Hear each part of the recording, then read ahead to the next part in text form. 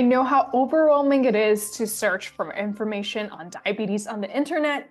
Being told to eat healthier sounds so vague. Everywhere you look, there's conflicting information, or people are trying to sell you vitamins or supplements.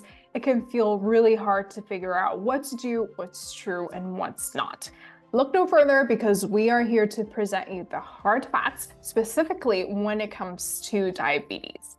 My name is Charmaine, and I'm a registered dietitian that helps people reverse type 2 diabetes. And my name is Galia. I'm a coach in the Reversing Diabetes program, specializing in exercise. And today we're going to talk about the impact of plant-based diets on weight loss and diabetes health. So let's talk a little bit about plant-based as a potent tool for weight loss. In recent years, the plant-based diet has gained immense popularity, driven by a growing awareness of its positive impact on both personal health and the environment. Rooted in a foundation of whole plant-derived foods such as fruit, vegetables, grains, legumes, nuts, and seeds, this dietary shift has become synonymous with a holistic approach to well-being. Get ready to discover the nourishing secrets that could redefine your relationship with food and transform your health journey. Let's start with how a plant-based diet is one of the most potent tools in your weight loss journey. A calorie is a calorie, but where that calorie comes from matters. The average human stomach has a capacity of 0.5 liters, but it can stretch to fit 1 liter of food. The problem with our healthcare system and with society is that when we're trying to lose weight, we're simply told to eat less. We've all experienced trying to lose weight, trying to eat less, and feeling incredibly frustrated because we don't feel full. With plant-based foods, some foods are so low in caloric density that it is practically impossible to overeat. The volume of food we would need to consume to be in a caloric surplus would be so vast that our stomach just wouldn't have the capacity to hold that food. Take this example. You could meet a caloric goal of 2,000 calories by consuming 1 liter tub of strawberry ice cream. In order to reach that caloric goal of 2,000 calories, eating whole strawberries, you would need to eat 44 cups of strawberries. And I don't know who can do that. In a nutshell, a large part of the struggle when trying to lose weight is this constant narrative of restriction. It is healthier and more fulfilling instead to focus on eating more healthy, plant-based, low-calorie density foods. The second point that we want to go over is how plant-based diets are naturally high-fiber diets. And this is something that we've spoken a lot about before, but to kind of recap, right?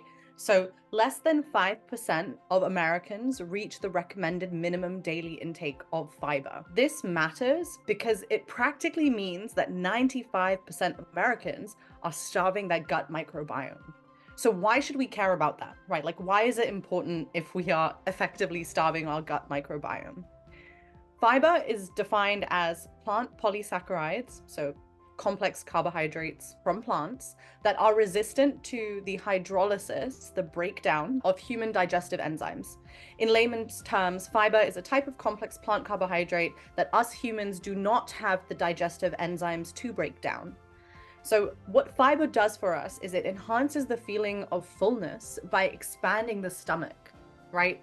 Potentially slowing down the process of gastric emptying, which is one of those key determining factors of post-meal, postprandial blood glucose.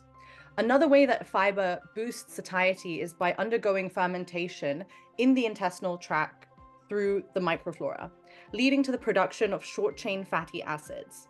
Now, these short-chain fatty acids then engage with a particular type of receptor that contributes to the mechanisms that help us feel full. So this interaction may play a role in the increased production of hormones that are related to the feeling of satiety, the feeling of being full.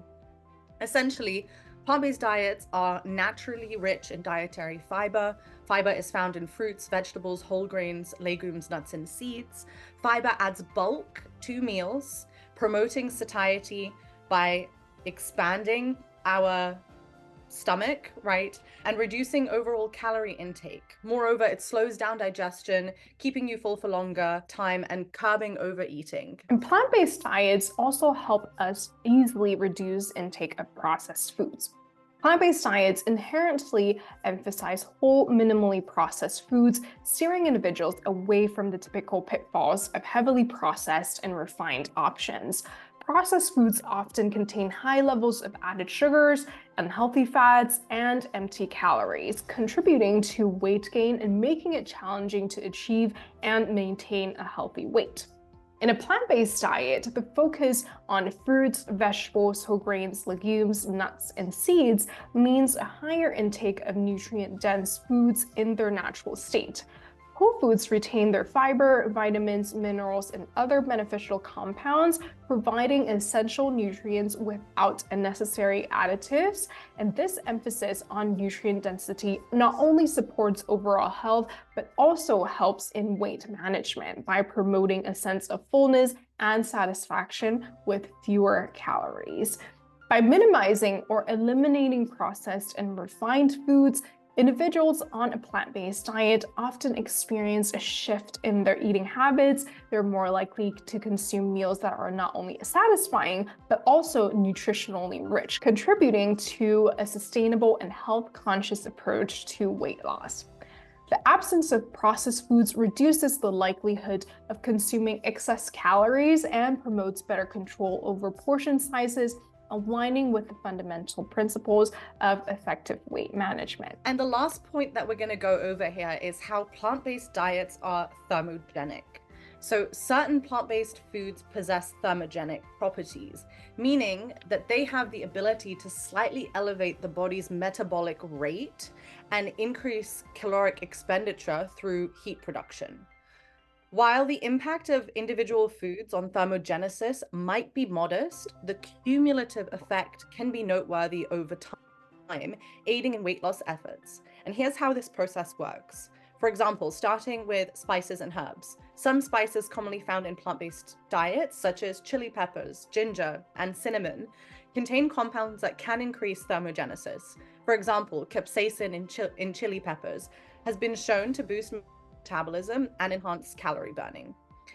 Take high fiber vegetables. So certain high fiber vegetables like celery, cruciferous vegetables such as broccoli, cauliflower, and Brussels sprouts can have a thermogenic effect. The body expends energy to digest and process these fibrous foods, contributing to a slightly higher calorie burn during digestion, offsetting the amount of calories consumed. Take low energy density foods now. So many plant-based foods naturally are low in energy density, meaning that they provide fewer calories for a given volume.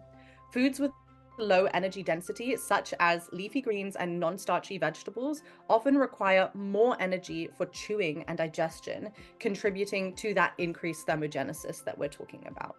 So while the impact of thermogenic foods alone may not be a major driver of weight loss, incorporating these foods through a plant-based diet can complement other strategies, such as calorie control or physical activity. It adds that extra layer of support for individuals looking to enhance their metabolic rate and create a more effective environment for weight management or weight loss within the context of a plant-based lifestyle. To conclude, plant-based diets actually offer more positive effects on weight loss through, one, providing us with nutrient-dense, low-calorie, yet high volume food options that allow us to eat a large volume of food while still being in a caloric deficit. Increasing the amount of fiber in our diet, creating bulk that promotes satiety and helps us reduce overall calorie intake. Fiber also slows digestion, keeping us fuller for longer. It also helps us reduce intake of processed foods that can easily lead us to consume more calories, added sugars, and fats. And lastly, it helps us increase thermogenesis, which over time can contribute to weight loss efforts. All of this being said, increasing the amount of plant foods in your diet will not only help you get to your weight loss goal, but also help you feel more fulfilled in your weight loss journey. All in all, eat your plans and let the rest take care of itself. If you like what you heard in this episode and can spare 60 seconds to give us a great review so that the podcast can reach more people, we'd really appreciate it, as it can help us change many more lives.